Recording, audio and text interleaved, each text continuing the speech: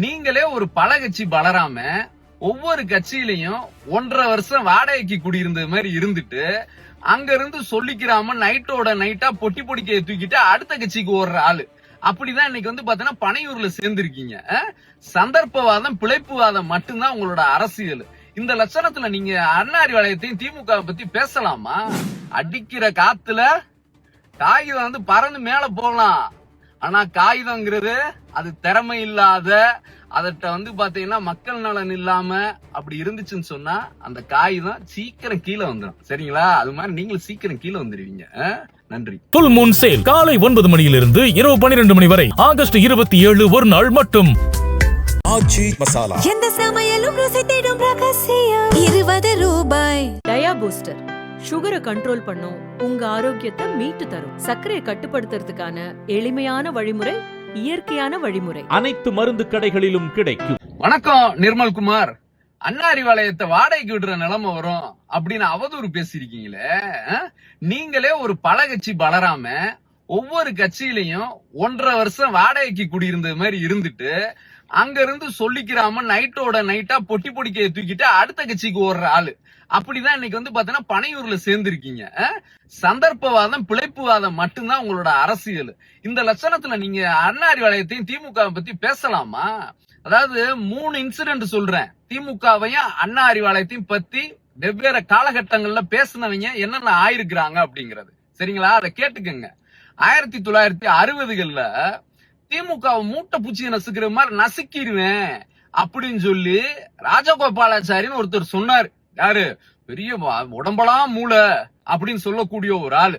அந்த ஆளு அப்படி பேசினாரு. அவரோட நிலைமை என்ன தெரியுமா? கடைசியில திமுக கூட கூட்டணிக்கு வந்து சீட்டு வாங்கி கூட்டணியில சேர்ற இடத்துல நின்னுட்டு கடைசியில அரசியல்ல அட்ரஸே இல்லாம போனாப்ல. சரிங்களா? அது 1960கள்ல. இப்ப இந்த ஒரு 2 வருஷத்துக்கு முன்னாடி உங்களோட பழைய கூட்டாளி அண்ணாமலை இருக்காரு, அறிவாலயத்தோட செங்கலை அப்படியே பிரிச்சிடுவேன் அப்படின்னு சொல்லி பேசினாப்ல. எங்க இருக்காரு இன்னைக்கு? பாஜக கட்சியில இருந்து அனுப்பி விட்டுட்டாங்க. தமிழ்நாட்டுல அவரோட வரலாறு என்ன? அரவக்குறிச்சியில தோத்து, கோயம்புத்தூர்ல தோத்து, தேர்தல்ல பிஜேபி சீட்டே கொடுக்காத ஒரு நிலை உருவாச்சு. அப்படி அறிவாலயத்தையும் திமுகவையும் பேசினவங்களோட வரலாறு இதுதான். நீங்க ஏதோ கள்ளலாற்றியில பரிசு விழுந்தது மாதிரி இன்னைக்கு ஒரு தடவை ஜெயிச்சிருக்கீங்க. அது உங்களோட உழைப்பு கிடைச்ச வெற்றியா? கிடையாது. ஏதோ ஃப்ளூக்ல நீங்க ஜெயிச்சிருக்கீங்க. திரும்ப நீங்க திருப்பரங்குன்றத்துல ஜெயிச்சிருவீங்களா?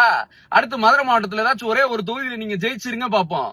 ஒரே வெற்றி தான் உங்களுக்கு, அது கடைசி இதே வெற்றி தான். சரிங்களா? அதனால எதையுமே புரிஞ்சு பேசுங்க நிர்மல்குமார். நாங்க எப்ப பேசுறோம்னாலும் சாதனையை சொல்லுவோம். நாங்க என்னென்னலாம் தமிழ்நாட்டுக்கு நன்மை செஞ்சிருக்கோம் அப்படின்னு சொல்லுவோம். உதாரணத்துக்கு இப்ப எங்க தலைவர் ஆட்சியில் இருக்கும் போது 2 லட்சம் இலவச மின் இணைப்பு விவசாயிகளுக்கு வந்து கொடுத்தாரு. சரிங்களா? அதன் மூலமா என்னாச்சு? விவசாயிகளோட வாழ்க்கை மேம்பட்டுச்சு, உணவு உற்பத்தி வந்து அதிகமாச்சு, விலைவாசி வந்து கட்டுப்படுத்தக்கூடிய ஒரு சூழல் வந்து ஏற்பட்டுச்சு. இது எங்களோட சாதனை. உங்களால இப்படி ஒரு சாதனை சொல்ல முடியுமா? நீங்க இது வரைக்கும் என்ன பண்ணிருக்கீங்க? உங்க துறை ரீதியா உங்க துறையில எவ்வளவு பிரச்சனை இருக்கு? இந்த மாதிரி வந்து தடையில்லா மின்சாரம்ன்றதை நாங்க கொடுத்தோம். நீங்க இன்னைக்கு என்ன கொடுக்குறீங்க? தொடர்ந்து வந்து power cut, power shut down, இதெல்லாத்தையும் தாண்டி வந்து பாத்தீங்கன்னா கரண்டே இல்லாத சூழல்ல பில்லு, EB பில் பூரா 30% 40% அதிகமா வருது. ஏன்? உங்களுடைய நிர்வாக திறமை இல்லாதது, கையாளாக தனம். உங்களுக்கு என்ன பிரச்சனை தெரியுமா?